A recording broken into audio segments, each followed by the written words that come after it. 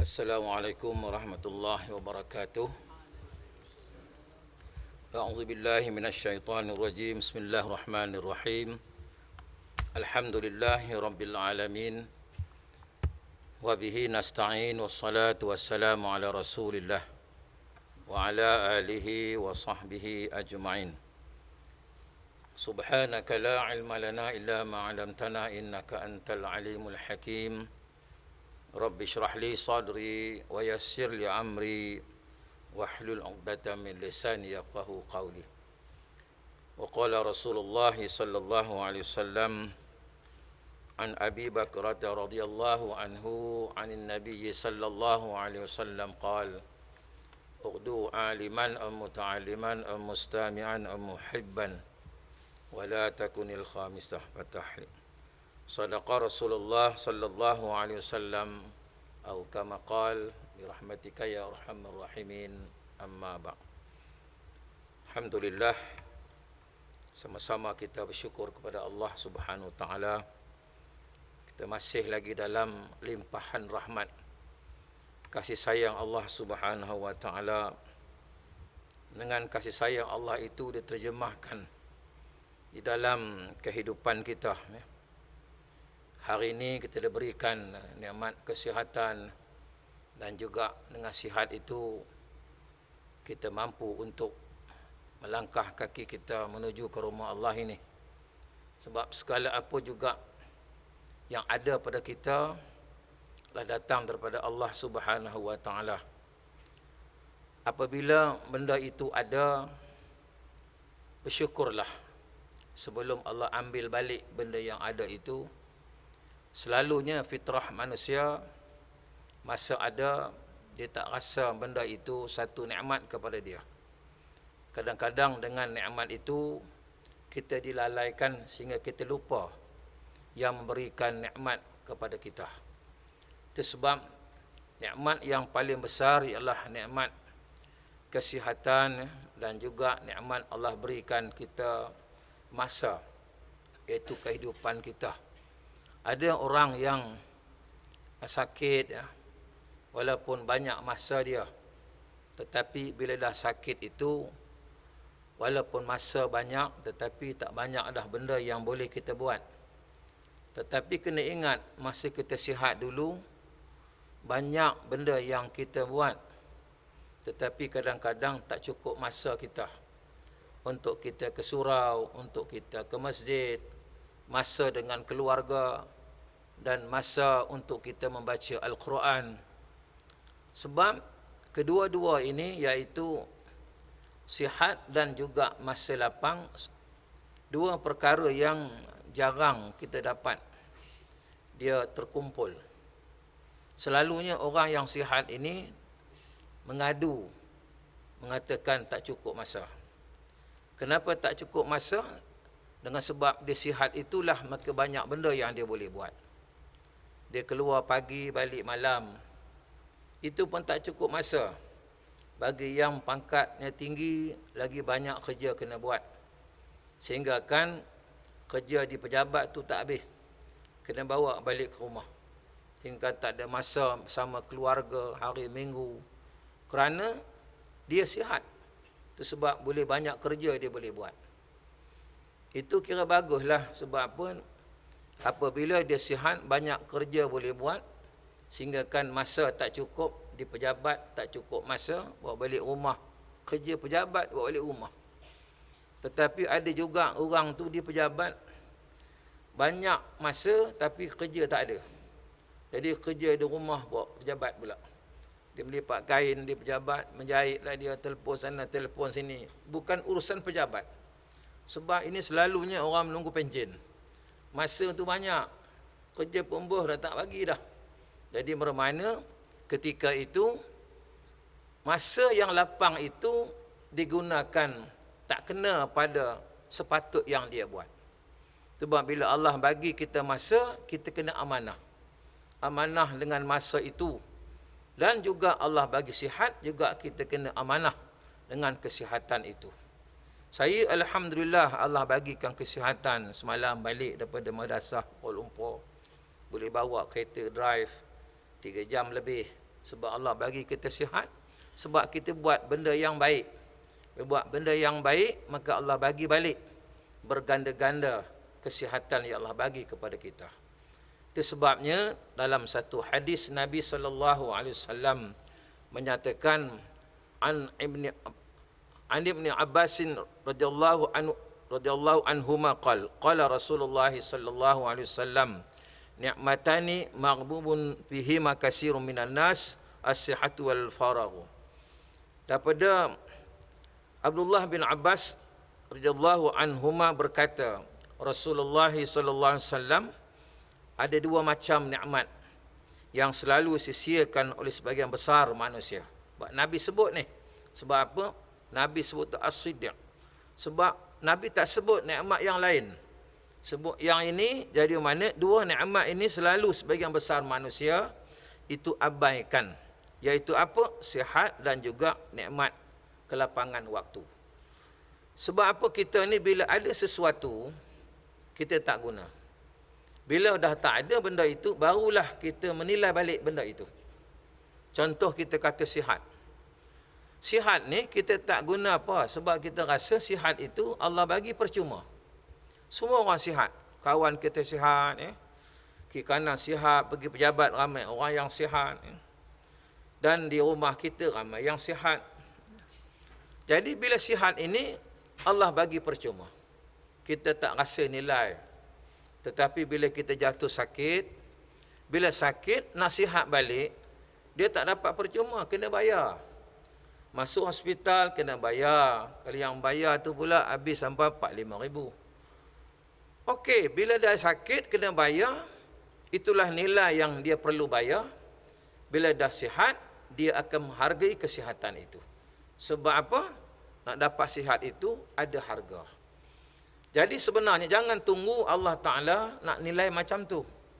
Nak tunggu sakit. Ramai orang yang sakit di hospital, dia sangat banyak masa. Daripada pagi menuju ke malam tu, memang dia banyak masa lapang. Ketika itu barulah dia sedar, masa aku sihat dulu, tak banyak yang aku buat. Bila dah sakit ni pun, teringin nak buat macam-macam, tapi pun tak boleh juga nak buat. Jadi dua-dua kita rugi. Jadi tuan-tuan yang hadir hari ini, tuan-tuan sihat. Dan juga tuan-tuan ada masa. Walaupun sibuk dengan kerja pejabat, tapi dia tahu. Bila waktu macam ni, sinilah tempat. Jadi Allah bagi kita kesihatan. Allah bagi lagi nikmat-nikmat itu berganda. Sebab orang selalu berulang ke masjid ni, insya-Allah Allah bagi lagi nikmat yang berganda. Kadang-kadang ada orang tua pergi masjid, sihat je dah. Ada orang muda tak sihat. Sebab dia berulang ke masjid itu sebagai satu rawatan kepada dia. Kita dengar ceramah ini, satu rawatan. Rawatan kepada kita yang Allah bagi kepada kita secara percuma. Jadi masing-masing Allah bagi kita nikmat. Kadang-kadang nikmat kita ni, nikmat dengan pangkat. Allah bagi kita pangkat. Allah bagi kita kuasa. Allah bagi kita harta. Sebenarnya bila Allah bagi kita benda itu, dia bukan untuk kita seorang. Untuk kita share sama-sama. Bila kita ini ada harta, kita kaya mana pun, kita tak akan seronok kalau tak ada orang yang nak share dengan kita. Kalau kita ada kuasa pun, kita bukan mutlak. Kita perlukan kepada orang lain yang membantu kita. Tengok yang paling atas kuasa agung, contoh. Kuasa agung tu tinggi. Walaupun tinggi kuasa dia, pintu kereta orang lain buka. Pemandu orang lain bawa. Masak orang lain. Sedangkan dia kuasa dia. Tetapi dia bukan kuasa mutlak. Kita hamba ni, lagi kita ada duit, duduk seorang-seorang tak seronok. Nabi Adam AS dalam syurga. Nikmat syurga ni maksimum lah. Tapi duduk seorang-seorang tak seronok. Tuan-tuan, kita ni besok masuk syurga seorang-seorang, apa seronok? Bukan sunyi syurga tu. Mana orang ni? Tak ada orang. Kita tak seronok. Itu sebab kita ni ajak orang lain masuk syurga. Sebab syurga ni kena ramai-ramai. Bila ramai baru seronok. Kita pula ramai pula semua kawan, tapi anak-anak tak ada, pun tak seronok juga. Sebab apa? Kita nak ramai-ramai. Maka fitrah manusia Nabi Adam lagi dah menunjuk kepada kita. Nikmat syurga itu seorang-seorang tak seronok. Tuan-tuan, bila ada rumah besar, kaya raya, duduk seorang tak seronok, tuan-tuan. Saya ni kalau berkumpul anak beranak cucu, kami ada 4-15 orang. Seronok. Tapi semua dah balik, tinggal berdua balik. Bila berdua, dah sunyi, tak seronok. Bila rumah pula, tak ke mana pergi pula, tinggal seorang. Tinggal seorang, apa seronok? Sebab kita kena ramai-ramai. Penceramah pun bila datang masjid, tengok ramai orang tunggu. Dia seronok. Idea tu keluar je. Datang masjid, tengok ada 4 orang. Jadi sembelit, tak keluar idea tu. Bukan, dia nak habis cepat je. Sebenarnya bila ramai ni membantu. Kadang-kadang kita ni buat lawak, bukan lawak nak bagi orang ketawa sangat. Dia nak mencari kekuatan dia. Sebab penceramah tu selang-seli dengan lawak jenaka, orang pun gelak. Bila orang gelak, boleh sambung lagi. Kalau kita ni buat lawak, orang tak gelak. Mana bagi Assalamualaikum lah. Bukan. Sebab apa? Itu sebagai untuk motivasi kita juga. Sebab bila kita buat lawak, bukan sekadar untuk nak bagi seronok orang, seronok kita juga. Jadi mana kita buat, gembira orang, gembira kita. Sebab kita hidup ni perlukan kepada, iaitu hidup tabi'i sebagai manusia. Bila kita nak ada kuasa, kuasa itu naklah kita pergunakan.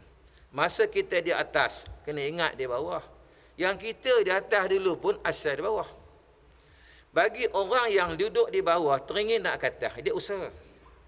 Yang di atas pula, dia lalai di atas, akhirnya turun ke bawah. Yang kita ni relax. Ke atas tidak, ke bawah pun tak adalah. Kena ingat, kita ni walaupun tak naik ke atas, kita rasa dah bawah sekali, tak ada bawah lagi kubur. Jangan kira gembira sangat. Sebab ada lagi ke bawah kita ni. Kita di bawah ni, golongan mahin, jangan kita seronok sangat. Tengok orang naik turun. Tak, kita ni tak nak naik, turun pun tak ada dah. Tak ada ke bawah lagi kita, tak ada lagi ke bawah. Sampai umur dia dah 50 ke atas, belum pasti kita ni. Itu sebabnya, apabila kita ini hidup atas dunia ini, kita ini kena bersyukur atas nikmat yang Allah bagi kepada kita. Itu sebab, saya ulang lagi. Seorang ulama kata, jagalah 5 balak kecil sebelum datang balak yang besar. Apa balak kecil tadi? Iaitu mati usia yang muda. Mati usia muda ni kenapa balak? Sebab kalau orang muda itu menangguh amalan hari tua. Sebab dia mati bukan mesti tua. Kadang-kadang muda pun mati. Sebab nak mati sekarang ni, muda-muda ramai mati dah. Jadi jangan menangguhkan amalan hari tua. Ada peluang di TM ni, ada surah dengan ceramah semua jemaah, rebutlah. Jangan tunggu pencen. Sebab belum pasti kita dapat pencen. Lagipun mati ni bukan tertib kena pencen dulu. Ada orang tak sempat pencen, mati APF orang ambil, pencen pun orang lain ambil. Ingat-ingat nak merasa nikmat bersara. Ramai juga yang tak sempat bersara, meninggal dunia. Jadi makna masa muda itu kalau dia menangguh amalan hari tua, sedekah pun tunggu tua, sembahyang jemaah pun tunggu tua, pergi haji pun tunggu tua. Akhirnya mati tua, maka dia zero, tak ada amalan. Itu balak kecil. Balak besar, tunggu di akhirat besok. Sebab dia menghadapi Allah Ta'ala, umurnya disia-siakan sahaja. Jadi mana mati usia muda itu balak. Dan saya nak ambil pada sini, sebab orang muda itu sangat penting. Sebenarnya negara ni kekuatan dia pada orang muda. Itu sebab orang muda ni dididik, dijaga. Rumah yang berkat, tuan-tuan, bila waktu pagi yang tuanya keluar ke masjid, yang agak-agak tak berapa tua bekerja keluar mencari rezeki. Yang muda pula mencari ilmu. Kosong rumah tu, berkat rumah tu. Bila malam dia kumpul, bawa balik keberkatan itu. Tapi kalau ada rumah itu tak keluar-keluar. Yang tak cari rezeki malas duduk di rumah. Yang anak-anak pun tak pergi sekolah. Bermakna alamat keluarga itu besok dia menyediakan, iaitu balak. Itu sebab orang muda ni sangat penting. Aset kepada negara. Bila aset kepada negara, yang tua kena tunjukkan teladan yang baik kepada orang muda.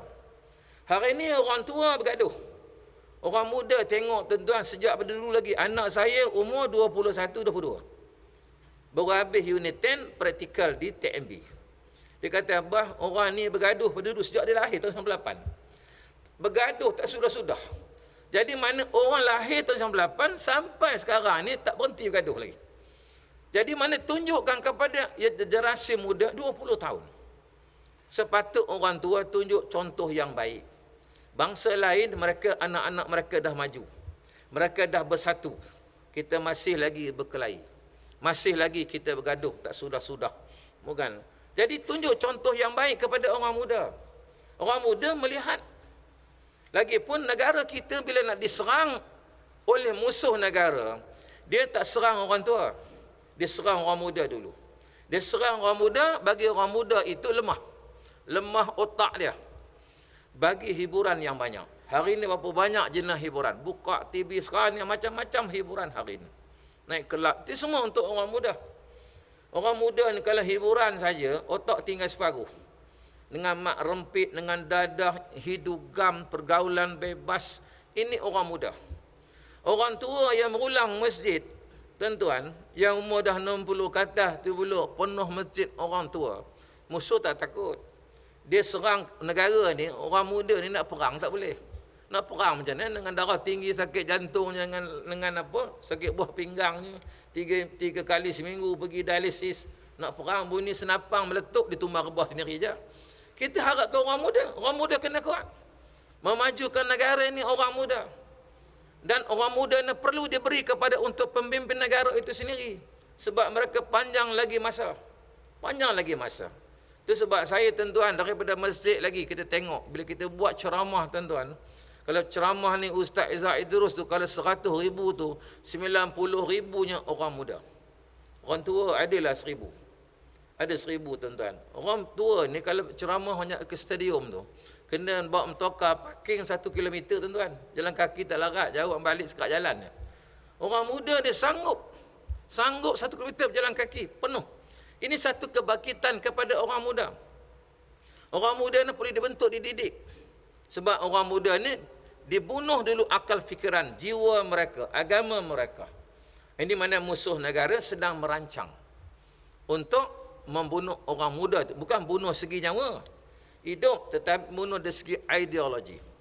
Jadi bermakna mati usia muda itu merupakan bala. Bayangkan kalau orang muda mati serentak, tinggal orang tua, tuan-tuan.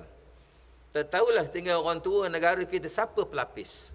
Itu sebab kita kena guna macam tuan-tuan depan saya ni orang muda. Tuan-tuan ada anak, kena didik. Itu sebab mati usia yang terlalu muda itu balak. Itu sebab bila ada orang meninggal dunia, orang tanya umur dia. Berapa umur arwah ni? Baru 20 tahun. Semalam jatuh motor. Allah sayang, 20 dah mati. Apa kerja? Belajar doktor. Allah sayang, bakal doktor. Berapa umur meninggal? 22. Baru habis Quran. Allah sayang. Bukan senang nak jadi hafiz. Berapa umur arwah ni? Baru kahwin minggu sudah. Allah sayang. Baru kahwin dah mati. Berapa umur arwah ni? Allah anak baru seorang kecil lagi. Kita sayang. Berapa umur arwah ni? 95. Orang tak kata, lama juga hidup dia. Orang tak kata, sayang, 95 dah mati dah. Maknanya, kalau umur dah 90 ke atas tu, itu dah turn. Saya umur 65, 70, kalau mati orang tak terkejut. Tapi kalau orang muda terkejut. Saya, tuan-tuan, pergi Mekah mengiringi satu orang warga emas. Umur 95 tahun juga. Orang warga emas ni pergi Mekah, dia kena ada pengiring. Pengiring, dia tekan sebaya dengan dia. Dia ambil umur 55. Kira-kira separuh pada umur dia. Dia menolak pergi masjid, naik lift, turun lift. Tak sempat seminggu, tuan-tuan. Dengar khabar meninggal. Saya ingat yang meninggal tadi, orang tua tu, rupa yang menolak tu meninggal. Dia pun stres juga. Umur 55, angkat wheelchair tolak, tuan-tuan, sakit jantung. Meninggal, umur 55. Stres. Lepas seminggu, yang warga emas pula meninggal. Dia pun stres juga. Sebab tak ada siapa nak menolak dia. Dah 2 kota rugi. Itu sebab masa muda lah nak ibadat. Masa muda. Bukan dah tua. Tapi mana kalau kita ni, orang kata menuntut ilmu. Masa muda, Masya Allah. Kita otak masa muda lain. Yang datang masjid tu tua dengar ceramah, tuan-tuan. Banyak saya pergi mengajar setiap malam. Ramai orang tua. Dia tu mendengar sekadar mustami'an. Maknanya untuk mendengar je. Masuk kanan, keluar kiri. Kalau tanya dia, confirm tak dapat jawab. Itu sebab kita kuliah maghrib ni tak ada periksa. Kalau periksa, tuan-tuan, confirm kosong masjid begitu. Bukan. Dia tak ingat. Orang umur tua ni kalau belajar, dia tak ingat. Dia ingat hak yang lama dulu je. Dia melekat. kita cerita revolusi orang muda sekarang ni, dia tak ingat. Apa ni ustaz? Ustaz muda lagi, kami orang tua. Perjuangan Melayu, mula start di tazkirah tu. Zaman Datuk On dulu. Orang muda tak tahu. Yang itu zaman Jepun dia ingat. Baru tadi kita ceramah tak ingat. Mana yang orang tua-tua ni benda baru dia lupa. Buat kursus haji tuan-tuan, minggu sudah baru cerita. Makcik, minggu sudah saya mengajar apa? Entahlah ustaz. Tak ingat kata. Kata apa ingat? Tak ingat apa. Ingat datang nak kursus je katanya. Saya cerita ulang balik, baru ingat. Tanya balik, lupa balik. Maknanya kalau umur dah 60 nak pergi haji itu sebab kita ulang-ulang. Sebab itu fitrah. Yang muda belajar mesti dia ingat tuan-tuan. Yang tua ni tak ada belajar macam mana, dia hak lama juga. Dia nak hal lama tu yang beramuk tu. Dia nak lama, yang baru dia tak nak. Tapi orang tua pula kali dia kahwin tuan-tuan, hak baru dia ingat, hal lama dia lupa. Itu pula dia kahwin muda tuan-tuan, yang tua tinggal di rumah 3 bulan tak balik. Itu penyakit juga. Jadi maknanya apabila kita ni balak tadi, kadang-kadang hina setelah dimuliakan. Kita ni kadang-kadang dimuliakan kerana jabatan kita. Kemuliaan sampai di hadapan Allah Ta'ala. Jangan kita dimuliakan oleh manusia, akhir dihina oleh manusia kerana perbuatan kita. Sebab kita kemuliaan ni walaqad karramna bani Adam. Sebab kita ni dah dimuliakan oleh orang. Jadi biarlah kekal kemuliaan itu sampai kita menghadap Allah Subhanahu wa taala. Sebab memang manusia ni kalau dia dimuliakan dan dihina, tentu ada sebab. Ada sebab tuan-tuan. Sebab kadang-kadang kita ni bila dulu tak ada, orang Melayu dulu susah, miskin, kita boleh bersama. Sebab kita tak sempurna. Bila tak sempurna, kita mengharap orang lain sempurnakan yang tak sempurna itu. Tapi bila kita dah ada duit, dah ada kuasa, kita berbalah. Azan. Masuk waktu dah? Belum? Jadi mana bila kita dulu tak ada, kita boleh bersama. Dulu di kampung tuan-tuan, bila nak kenuri, Masya Allah, kita perlukan dia. Sebab kita tak ada periuk, dia ada periuk. Kita pula tak ada pinggan, dia ada pinggan. Yang dia pula ada pinggan, tapi tak ada tikar. Kita boleh bersatu untuk lengkap melengkap. Tapi sekarang kita masing-masing dah sempurna, dah ada. Kita tak memerlukan kepada orang lain. Maka kita hidup nafsi-nafsi. Kita berbalah, kita berpecah. Sebab bila kita ada kuasa, kita berbalah, kita berpecah. Bila dah tak ada, baru kita ingat balik. Baru kita menilai balik, menghargai balik. Itu sebab kita kata macam saya cerita dulu, 3 orang budak hitam sesat dalam hutan. Tak reti jalan nak keluar. Akhirnya dalam pada sesat itu, dengar bunyi jin dalam botol. Bunyi jin tu, tolong keluarkan aku. Sebab jin ni dia masuk oleh Tok Bomo, dia tangkap je masuk botol, dia tutup, tak reti keluar. Ingat jin ni kuat sangat. Masuk dalam botol, tak boleh keluar lah dia. Maka tolong keluarkan aku. Jadi budak 3 ekor dia dengar. Dia pun berunding dengan jin ni. Kalau aku keluarkan kau, kau boleh tolong apa? Azan. Silakan.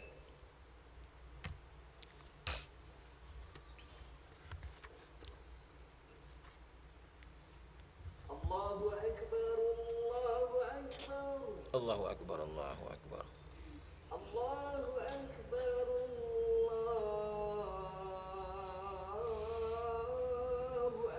Allahu Akbar, Allahu Akbar. Asyhadu an la ilaha illallah. Asyhadu an la ilaha illallah. Asyhadu an la ilaha illallah.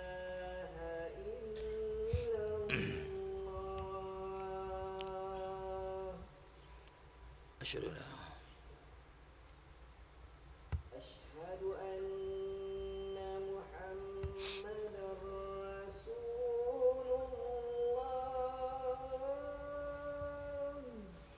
أشهد أن محمد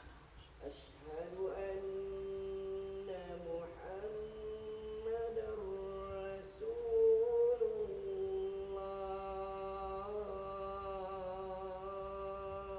الله أشهد أن محمد رسول الله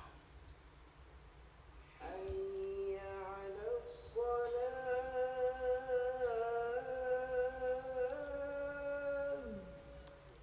لا حول ولا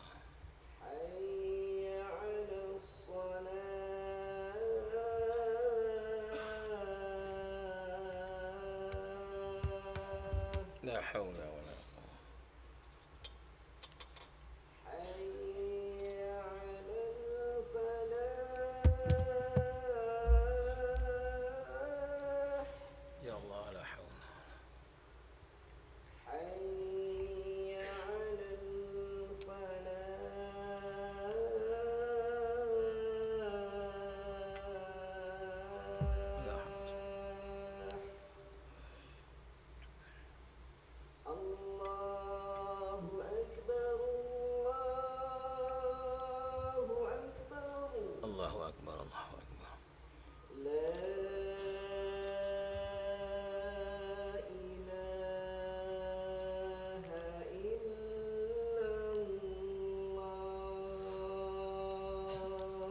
La ilaha illallah Muhammadur Rasulullah. Allahumma rabbah salatil qa'imah ati sayyidina Muhammad wa ba'sun kada tahful bi'adah. Jenis sifat orang yang tamak. Orang yang tamak, orang kata selalu rugi. Dan bila dah sesat dalam hutan, dengar bunyi jin dalam botol, tolong keluarkan aku. Jadi, tolonglah. Tapi sebelum nak menolong buka botol tu, dia tanya dulu, wahai jin, aku boleh tolong kau. Buka tutup botol ni, kau boleh keluar. Tapi, kau nak bagi aku apa? Tapi jin pun janjilah, nak bagi tiap-tiap orang satu benda, kau pecah ke benda tu, kau minta lah. Kita macam azimat lah. Jadi, orang Melayu ni, dia nak tolong ni, dia nak benda dulu. Dia nak apa aku dapat. Dia kira dia aja. Jadi mana jin pun, bila dia buka tutup betul, jin pun keluar. Bila jin keluar ni, jin ni dia tak ada lupa janji dia, manifesto dia tak lupa. Dia tak lupa, dia tak terus lari. Dia pun bagi sebiji seorang. Dia tangkap jin, bagi. Jin pun balik rumah dia, jumpa anak bini dia. Jadi yang budak hitam ni dapat sebiji seorang, tak ada bincang apa. Yang seorang ni kata, aku ni hitam dah lama dah, aku nak putih. Sebab apa? Bila hitam ni pekat metalik ni, pinak nak dari orang tak dapat, janda pun tak nak. Jadi dia pun minta putih. Itu benda dia nak dekat dengan dia. Dia nak putih. Dia pecah tak, bagilah aku putih. Putih dia. Bila putih melepak, yang dua tengok, comel kau sekarang. Itulah pecah, aku minta putih lah aku. Yang kedua tengok pula, aku pun nak putih macam kau juga. Baguslah tu. Maknanya, kira-kira perlawanan yang sihat. Sebab dah ada contoh. Aku nak putihnya, tapi aku nak putih pada kau. Aku minta lebih putih pada aku. Dia pecah, berilah aku putih, lebih putih pada dia. Memang putih pada orang tu. Alhamdulillah, dah dua putih dah. Tapi yang ketiga ni pula, ini kita kata ni, dia ni, tengok dua orang nak putih dengan kena comel sangat ke. Dia pegang satu dia kata apa, pecah tu, bagilah hitam balik dua ekor ni. Hitam balik dua ekor ni. Dengan dia pun hitam sama. Jadi mana, 3 ekor hitam, satu benda pun tak ada faedah. Ini orang tamak. Sepatutnya tadi, bertiga ni pakat. Ni mau pakat. Jadi satu yang azimat ni, cukup nak. Pecah satu, bagilah putih tiga-tiga. Kan senang macam tu. Dia tak kata satu untuk seorang. Dia kata pecah ni, boleh tiga-tiga. Boleh semua orang jadi putih pun boleh juga. Tapi tak ada bincang. Masing-masing ada agenda. Masing-masing ada kepentingan. Itu maknanya, orang yang tamak. Tak nak muafakat, tak nak bincang. Hari-hari tiga-tiga melepas. Bukan, 3 melepas. Orang lain pula dapat. Bukan, yang tak sangka-sangka, dapat pula. Kita pun tak terfikir juga. Bukan. Jadi orang yang nak tak dapat, yang tak berapa nak, dapat. Bukan. Jadi mana tu sebab kita jangan tamak. Berdoa kepada Allah Ta'ala. Kan? Ini yang baru ni, dia kata jalan tu, pergi kubur lah dia, pergi jumpa orang alim, mufti wilayah lah. Yang luar ni yang lupa lah, bila nak lantik menteri ni. Bukan, nampak? Kalau dulu tak, lantik dah, melebih-melebih, dia tak ada. Dia relax je. Bukan. Jadi maknanya, dia ada program dia sendiri. Dia nak tengok pula siapa orang ni. Jadi maknanya, dia tunggu dulu. Itu makna dia bertenang. Kita ni bila bertenang, sana ada rahmat Allah Ta'ala. Ya. Jadi mana kita kata, kadang-kadang tu, benda ni jangan kita terus-terus kita hukum. Kita kena bertenang. Sana ada rahmat Allah Ta'ala. Yang lepas sudah berlalu. Ini satu jalan yang Allah bagi kepada kita. Mana kita sangka ini jalan dia. Kan? Kita ingat lambat lagi. Maka dah ada dah penyatuan ummah tu sini. Kita pakat bantulah. Bukan? Kadang-kadang persepsi kita ni lain. Kita tengok persepsi ni pula. Boleh tak boleh. Ini masalah je. Suka menghukum. Macam orang ni, dia datang pada kampung, datang kat TM ni, tengok bangunan tinggi. Dia kata tingkat 32. Jadi nak naik ni, naik tangga tak larat, 32. Tapi naik lift pula, buka tutup, dia tak berani nak masuk. Dia tak pernah naik lift, ni betul orang kampung betul. Ni kerana dia tengok, dia perhati orang naik lift. Masuk keluar, tapi tak berani. Dah lali dia tengok ada 2 orang putih masuk. Orang putih masuk, dia perhatikan. Tekan button tu. Tekan tutup. Tahu dah. Lepas tersampai setengah minit, Buka lip, keluar 2 orang hitam. Tadi masuk putih, keluar hitam. Terbakar ke? Dia kata, tadi terang aku tengok sendiri putih. Rentung dalam lift tu. Dah tak berani masuk lift dah.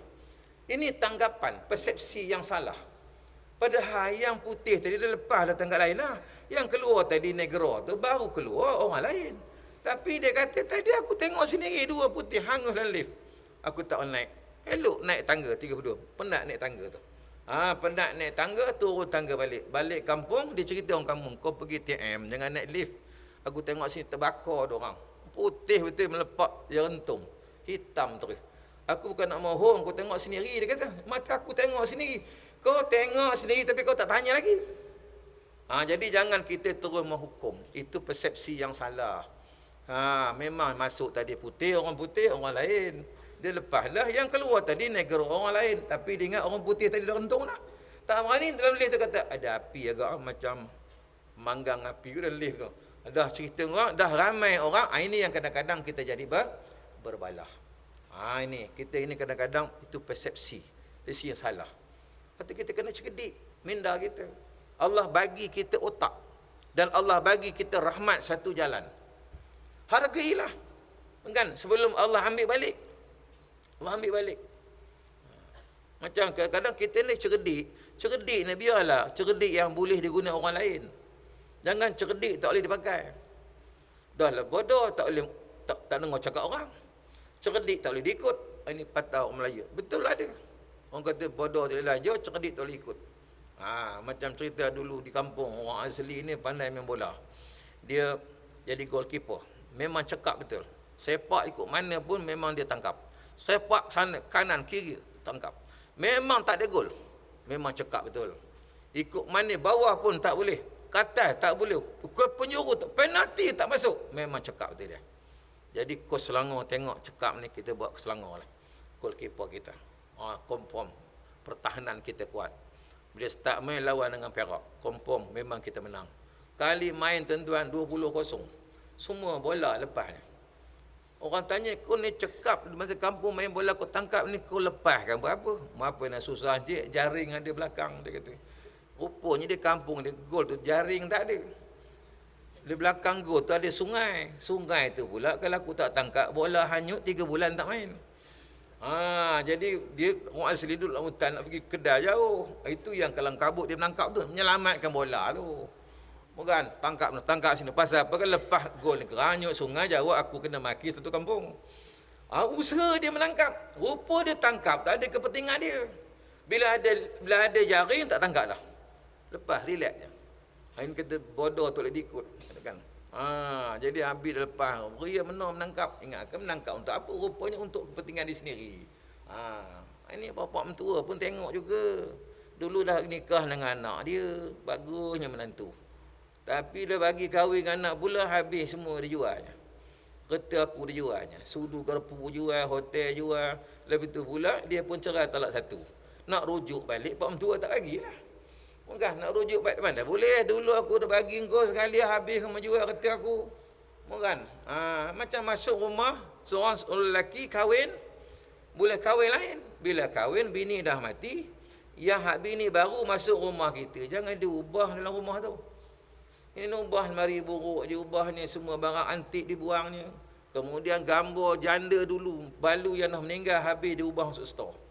Anak-anak balik tengok gambar mak dah tak ada. Mana gambar mak ayah? Entah kau tanya makcik. Rupanya mak tiri buang gambar mak. Mengamuklah anak dia.